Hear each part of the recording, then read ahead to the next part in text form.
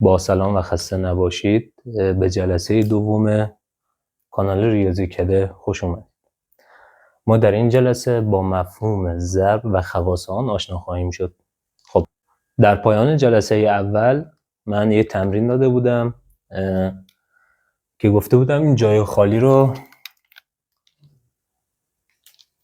کامل کنید. خب این چجوری کامل میشه؟ خب ببین، این یه سری جمعه که از خاصیت شرکت پذیری استفاده کرده. خاصیت شرکت پذیری جمع.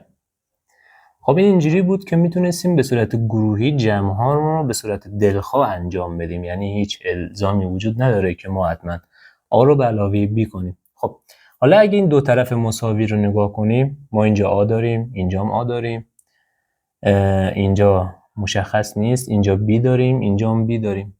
خب چیزی که میمونه اینه، و چون این دو طرف جمعه و این دوتا هم با هم برابرن، دو طرف مساوی، تنها چیزی که اینجا کم داره همین سیه که این طرف هست. خب این خاصیت شرکت پذیری جمعه که میتونیم به صورت دلخواه اعداد رو به صورت گروهی جمع کنیم و حاصلشون رو با اعدادهای دیگه جمع کنیم. بریم برای ادامه جلسه دوم در اصل از همینجا شروع میشه. خب میریم سراغ ضرب. ضرب چیه اصلا؟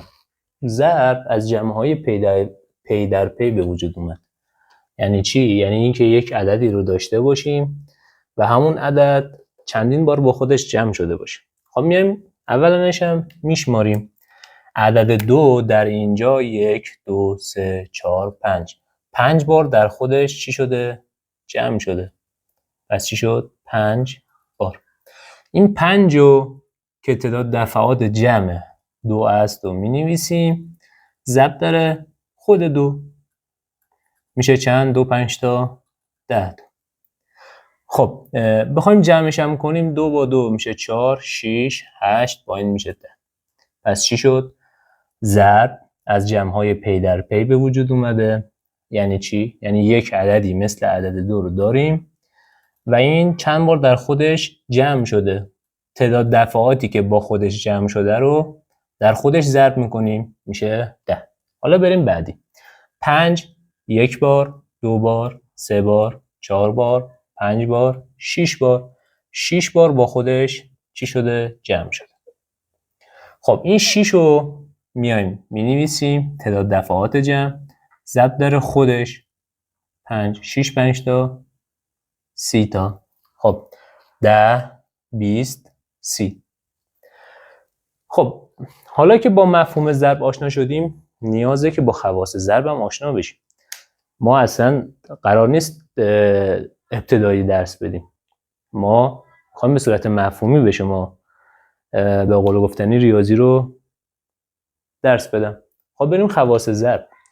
مگه ضرب خواص هم داره؟ بله که خواص داره. خواص ضرب که اینجا شما یاد میگیرید توی مقاطع بالاتر، به خصوص پایه 9 10 و 8، یعنی شروعش 8، اوجش 9 و 10 به بعدم خب چون یاد میگیرید تکرار میشه. خب عضو بی اثر، اولین خاصیت ضرب عضو بی اثر یا خنثی در ضرب. خب اگه یادتون باشه تو جلسه اول عضو بی اثر یا خنثی در جمع عدد 0 بود. چرا؟ چون هر عددی رو با 0 جمع میکردیم میشد خودش. توی ضربم ما یک عددی داریم که هر عددی رو در اون ضرب کنیم حاصلش میشه خودش. خب عضو بی اثر یا خنثی در ضرب چه عددیه؟ همان عدد 1 است. خب یعنی چی؟ یعنی اینکه ما یک عددی مثل x داشته باشیم که اگه ضرب در 1 کنیم جواب اون میشه x.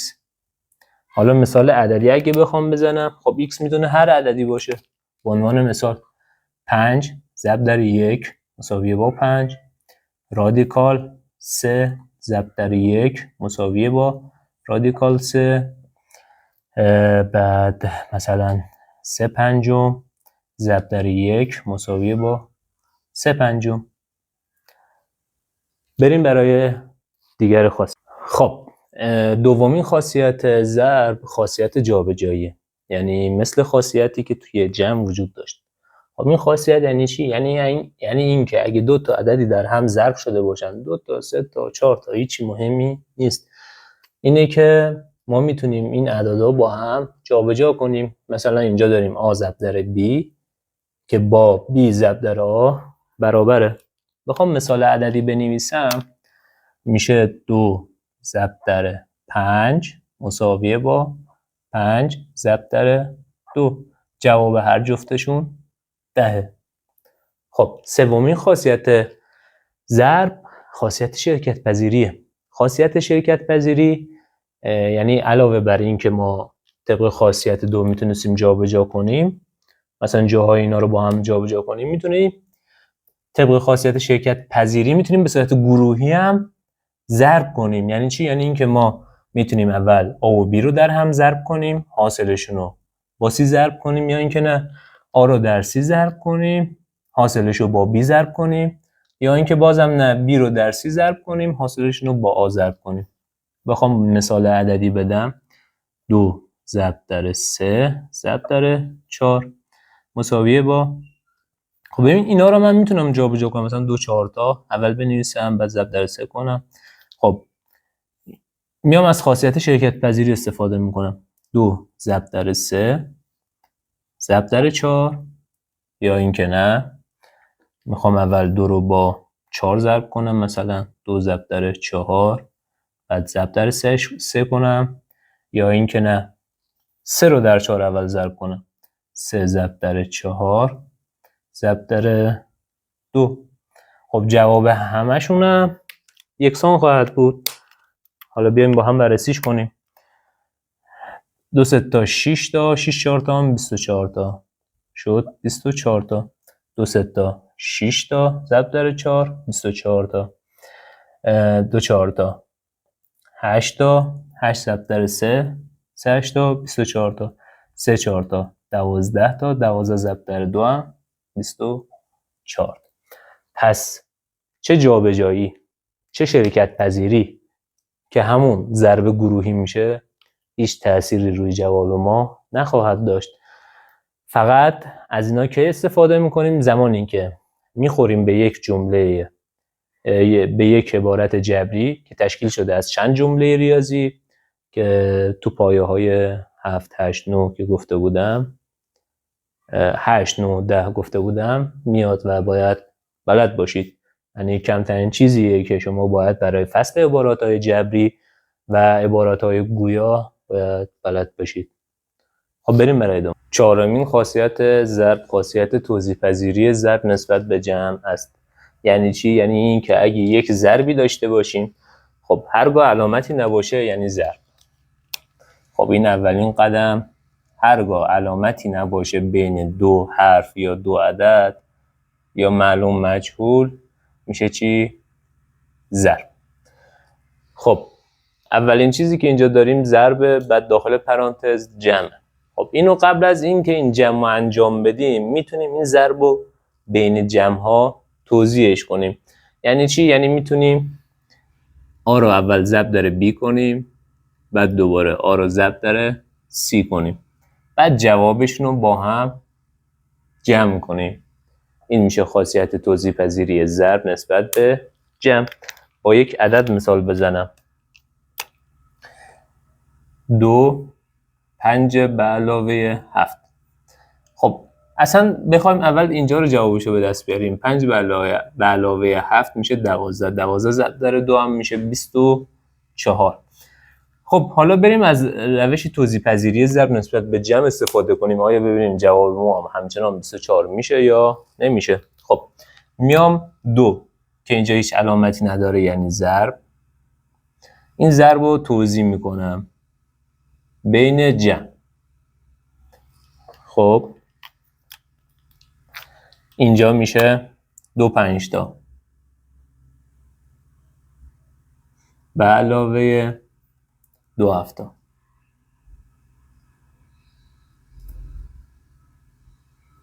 خب جواب این قسمت میشه 2 5 تا 10 تا 2 7 تا 14. 10 به علاوه 14 میشه 24. پس دیدید از خواص توزیع پذیری یا از کلا از خواص ریاضی یا خواص ضرب برای راحتی میشه استفاده کرد. این قانون هم در فصل عبارت‌های جبری نیز مشاهده خواهی کرد.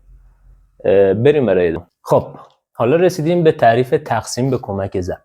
خب تقسیم که به صورت کلی موجودیتش رو از ضرب گرفته. خب یعنی چی؟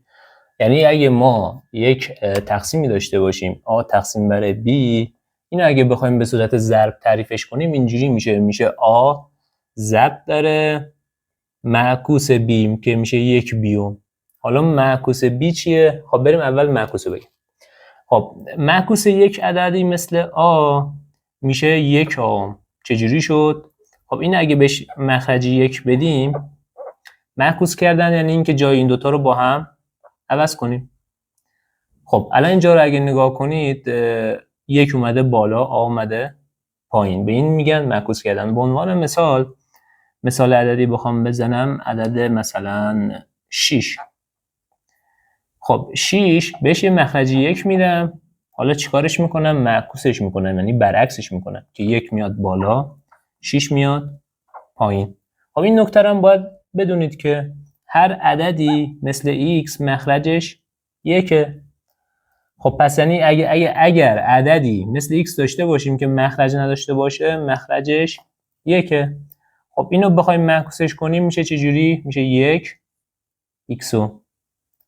پس چی شد؟ یه مثال عددی دیگه اینجا میزنم. عدد 3 داریم ما اینجا. خب بهش یه مخرج یک میدیم، اگه مخرج نداشت مخرج یک میدیم و اینو معکوسش میکنیم. معکوسش یعنی اینکه یک میاد بالا و 3 میاد مخرج. حالا اگر عددی داشته باشیم که مخرج داشته باشه چی؟ مثل 2/3 فرق نمیکنه. اگه مخرج داشت که چه بهتر، دیگه لازم نیست یک بذاریم، میایم دوباره جای این دوتا رو با هم عوض میکنیم، 3/2. خب این بحث معکوس کردن بود. خب بریم برگردیم به درسمون. تعریف تقسیم به کمک ضرب چی بود؟ A تقسیم بر B.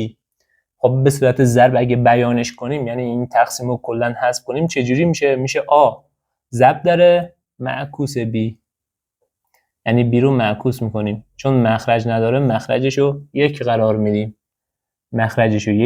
میدیم، بعد معکوسش میکنیم. خب اگه بخوام مثال عددی بزنم، 4 تقسیم بر 2.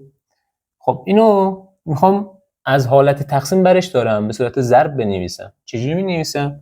4 رو می‌نویسم ضرب در 2، مخرج نداره مخرج یک میدم، معکوسش میکنم، میشه 1/2 مساویه با. خب حالا رسیدیم به بحث ساده کردن. هرچند این بحث ساده کردن رو من توی فصل تقسیم و کسر و اعداد گویا خواهم گفت، ولی خب اینجا شما آشنا بشید. خب این اول صورت و مخرج ساده میکنیم که نمیشه، چرا؟ چون یک داریم اینجا 2 داریم، پس به هم ساده نمیشه. بعد میایم به صورت ضربدری ساده میکنیم. خب اینجا که مخرجش یک با یک ساده نمیشه، 4 با 2 ساده میشه، به 2 بخش پذیرن. خب 2 تقسیم بر 2 میشه 1، 4 تقسیم بر 2 هم میشه 2. حالا صورت رو با صورت ضرب میکنیم، مخرج با مخرج. خب من اینو اول پاک‌نویس کنم. پس تا اینجا شد 2 یکم ضرب در 1 یکم. خب ضرب کسرها یا اعداد گویا اینجوری بود که صورت در صورت، مخرج در مخرج. 2 یکم. مخرج یکو هم میتونیم بنویسیم هم میتونیم ننویسیم. حالا ننویسیم بهتره، چرا؟ چون هر عددی که مخرج نداشته باشه اینجا هم گفتم مخرجش یکه. خب تقریبا جلسه دوم تمام شد، میریم سراغ تمرین. رسیدیم به قسمت تمرینا. تمرین اول گفته حاصل زیر رو به دست آورید. خب ما از خاصیت شرکت پذیری در این تمرین استفاده کردیم که ضرب ساده است. تمرین دوم، ابتدا به صورت ضرب تعریف کنید و بعد مقدار آن را به دست آورید. خب ما چی داریم اینجا؟ 8 تقسیم بر 6 ضرب در 2. یعنی ما باید اول تقسیممون رو به صورت ضرب تعریف کنیم و بعد مقدارش رو به دست بیاوریم. خب به پایان جلسه دوم رسیدیم. امیدوارم مطالب مفید بوده باشه و مختصر. حتما جواب تمرین‌ها رو توی کامنت برای من بگذارید، من میخونم و جوابشو تو جلسه سوم خواهم داد. با لایک و سابسکرایب به ما انرژی بدید.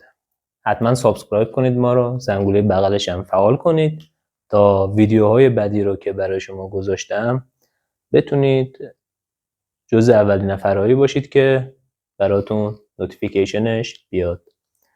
با تشکر، خداحافظ.